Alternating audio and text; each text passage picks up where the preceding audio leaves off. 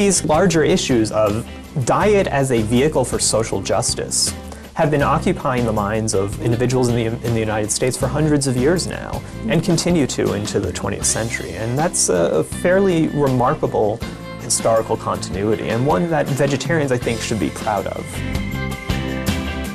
Welcome back to our Noble Lineage and part 2 of our discussion with Mr. Adam Shprintzen on the history of vegetarianism in America.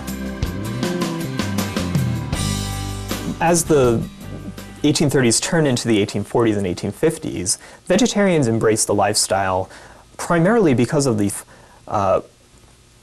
political implication. They see it as a way to end slavery, as a way to empower women during the time period, as a way to possibly even create economic justice, that meat was expensive and that it kept people impoverished because they were spending so much money on an unhealthy diet, whereas vegetables were certainly more abundant, certainly cheaper, and more available. And that was a way to possibly avoid poverty in the city. The early vegetarians want to avoid violence at all costs, but they don't necessarily start advocating for animal rights until the 1860s, when animal protection agencies start to open. The ASPCA becomes a fairly well-recognized organization in 1867, and this affects vegetarianism, but they see it as being a way to treat animals with compassion.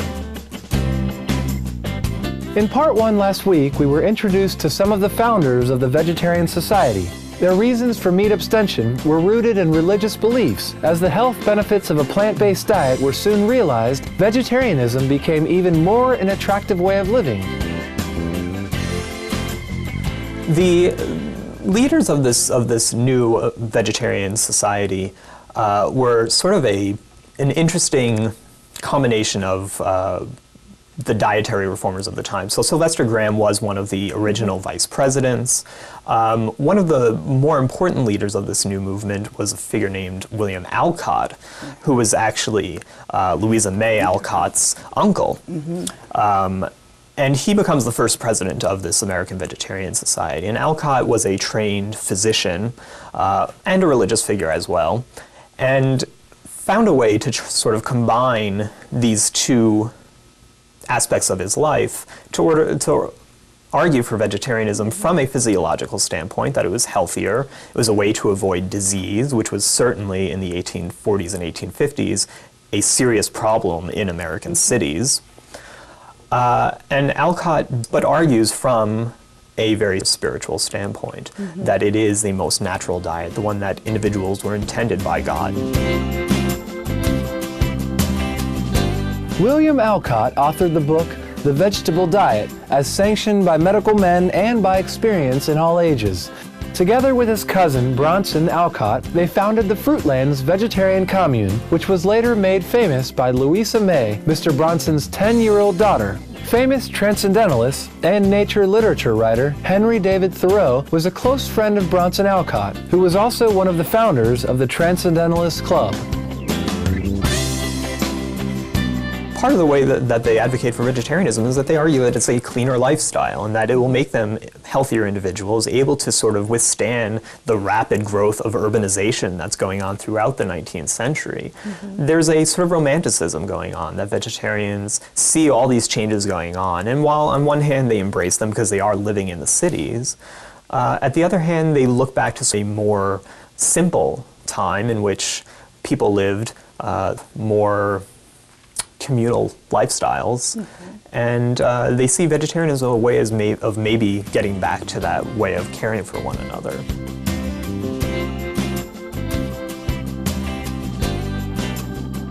Fruitlands was established in 1841 and was created on transcendentalist principles.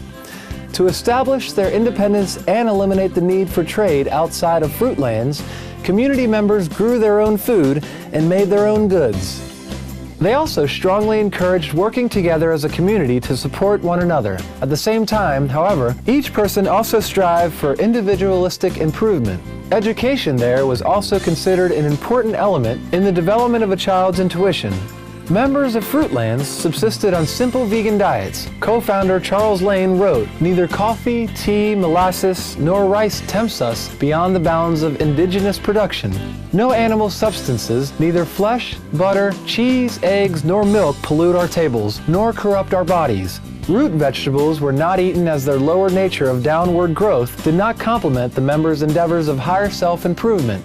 Their close adherence to a vegan diet was born from their compassion for animals. They believe that farm animals should be freed from farm labor and should not be eaten."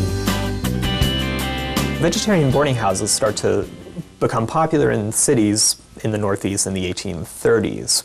By the 1860s and 1870s, these health sanitariums, health resorts become popular. The most popular amongst them was the Battle Creek Sanitarium in Michigan, but there were these sanitariums throughout the United States, and most of which had a vegetarian kitchen.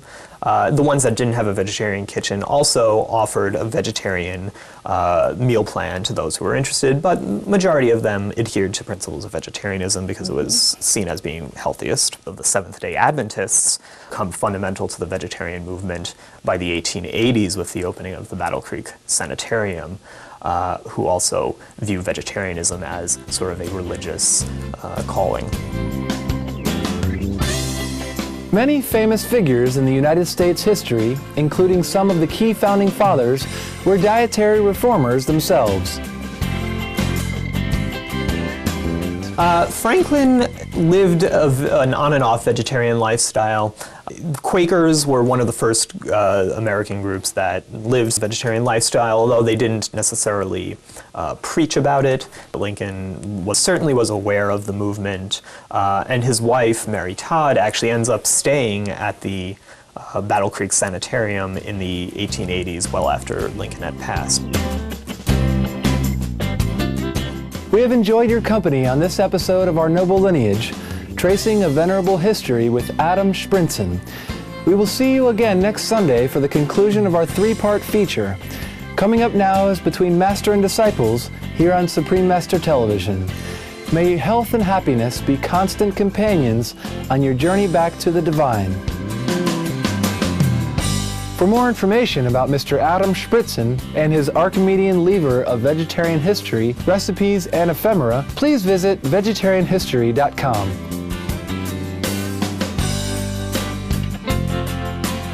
For more details, please see www.suprememastertv.com/NL